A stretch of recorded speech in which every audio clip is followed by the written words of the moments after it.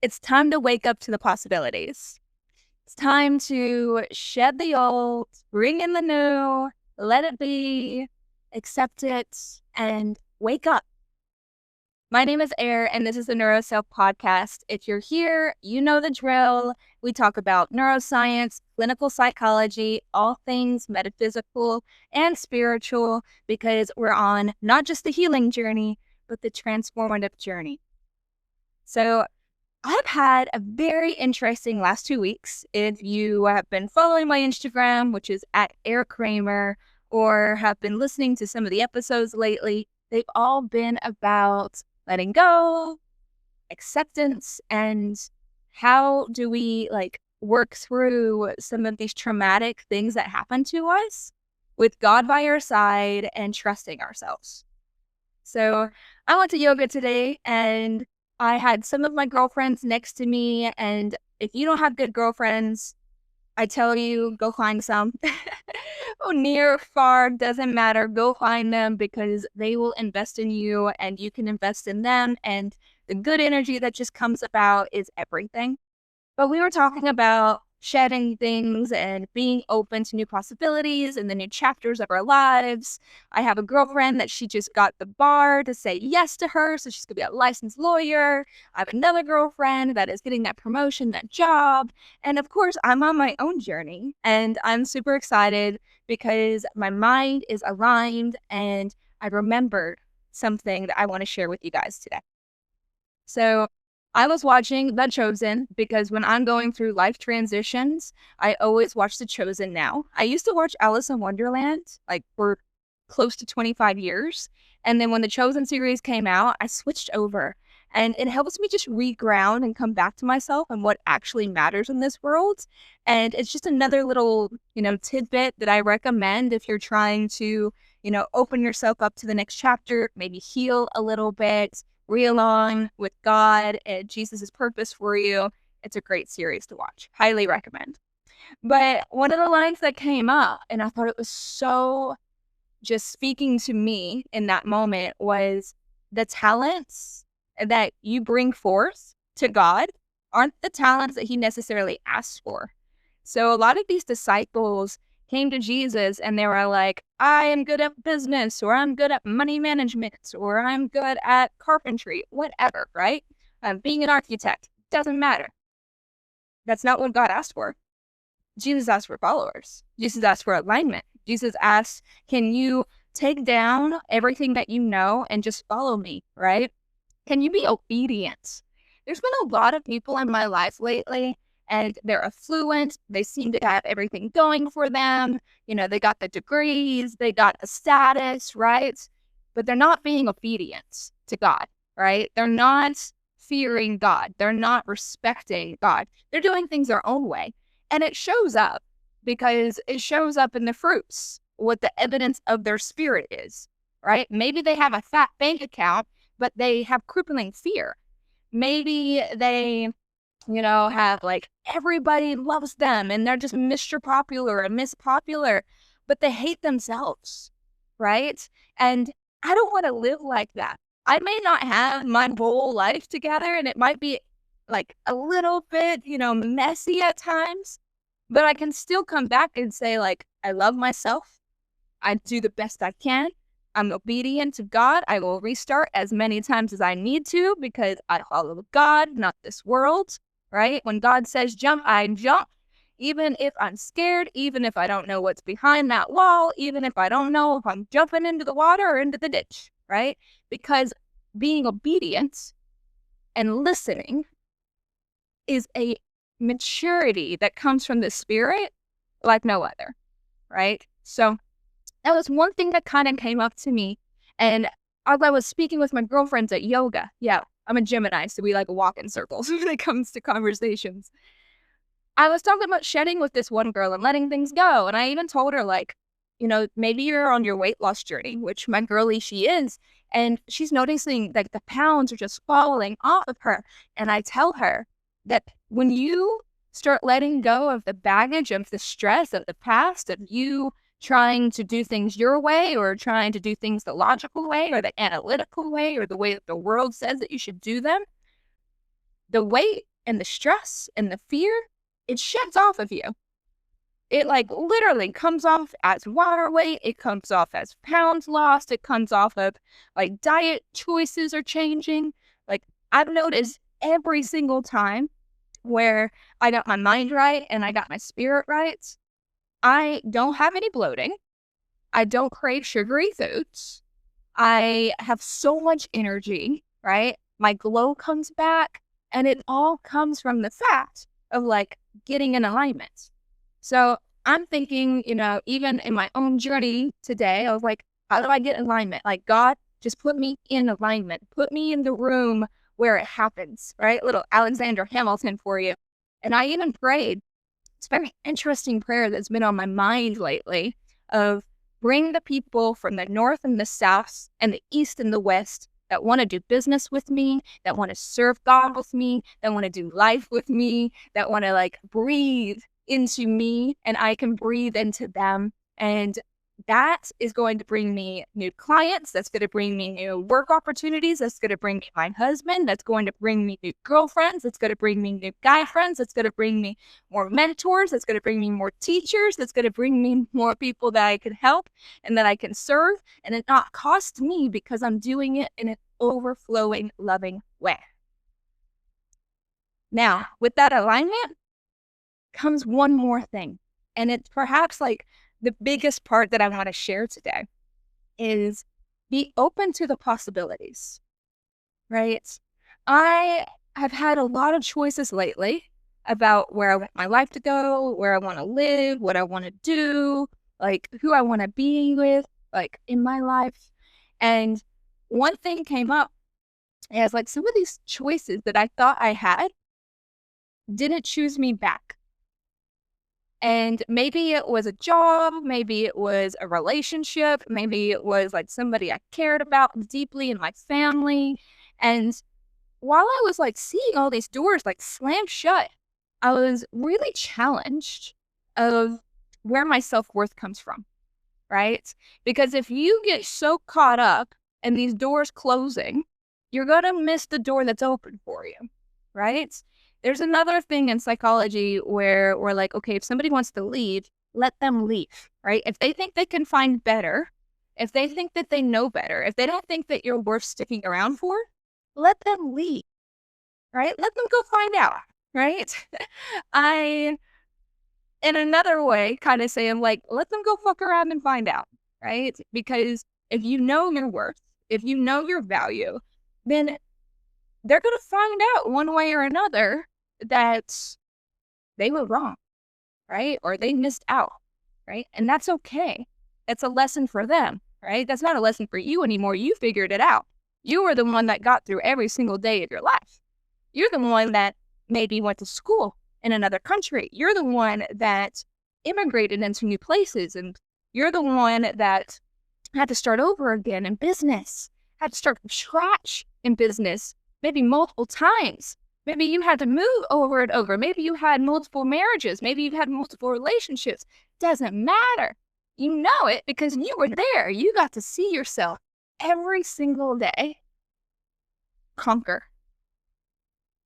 And that self-trust, that identity, that core identity, no matter how much it gets attacked, is your identity. And that's rare. Like, it really is rare to find somebody that will choose faith over fear. It is really rare that you find somebody that not just wants to smile and have fun with you, but like will suffer with you, right? And I'm not saying you got to suffer all the time. And I'm not saying it's going to be happy all the time. But to find somebody that can do both, that's a blessing. Like, those people are once in a lifetime type of people. Don't lose those people, right? Don't walk away from those people. Don't betray or lie or do anything to hurt those people, because those are also God's people.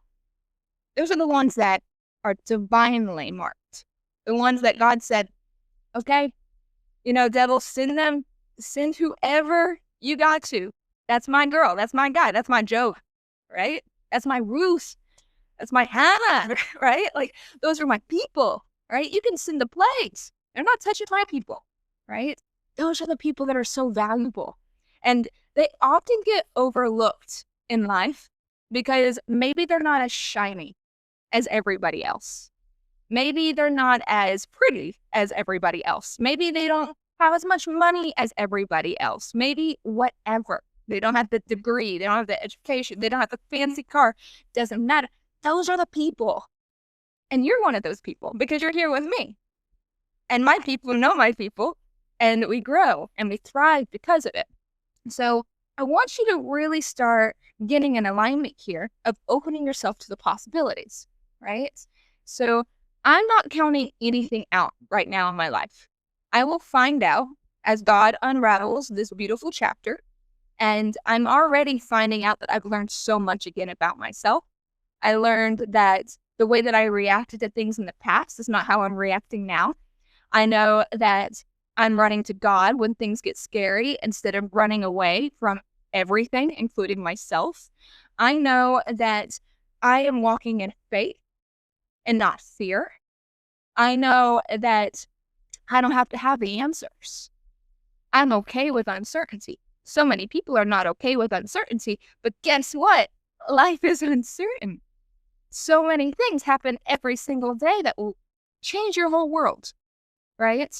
And it can hurt and it can make you bleed, and you might even have to experience grief and loss, but nothing's guaranteed, right? People build these fancy castles and these fancy lives, and I love pretty things. I love a luxurious life. God has given me so many beautiful experiences and so much luxury in my life, but I also know that that's not who I am, right? That's what I experience. That's not who I am, right? And because of who I am, I can experience those things, and I can detach, and I can let go, and I can come back to myself and open up the door again for possibilities, right? I'm at this point. It's such an interesting point because I thought, right, that I was going to get married. I thought that I was going to move somewhere and start a family, and I was going to live this beautiful life, which I'm going to have. Don't get me wrong. I'm having that life. I'm having a beautiful life, an amazing husband. I'm having a beautiful family. I'm having a luxurious life. I'm having a life where I get to help people and I get to serve, and I'm walking in my purpose, and I'm happy. I get that life. No doubt. I get that life. But I also am opening up the doors because I'm not on my timing, right? I don't decide when the sun rises or when the moon rises or how far the tide comes in. That's not my choice, right? I get to experience those things, and that's amazing that I get to experience that. But I have a new possibilities, right? I have this interesting thing. I do it with my girlfriends every single year, and I highly invite you to do it, is I have like this bingo board of my year. And I started it obviously around January, like January 2nd is when I did it with my girlfriends. And it has like all the things I would love to experience throughout the year on it, right? Some of them sound impossible. Some of them sound insane. Some of them are cute. Some of them are about personal development and growth. Like, they're amazing, right? And I get to look at this board every single day, and I've seen myself throughout the year do these little hearts around the squares that I was like, I got you. Like, you're mine. But I also get to understand throughout the year that I'm changing, right? My mind's changing. My mental, like, goals are changing. Everything's changing, right? And there's some blocks that now I've actually marked out because my heart doesn't want that anymore, right? My heart let that go. That's where a different version of me, maybe on a different timeline, or maybe God has decided that another person fills in that goal or achieves that or goes there, right? For whatever reason, it's not in my heart anymore.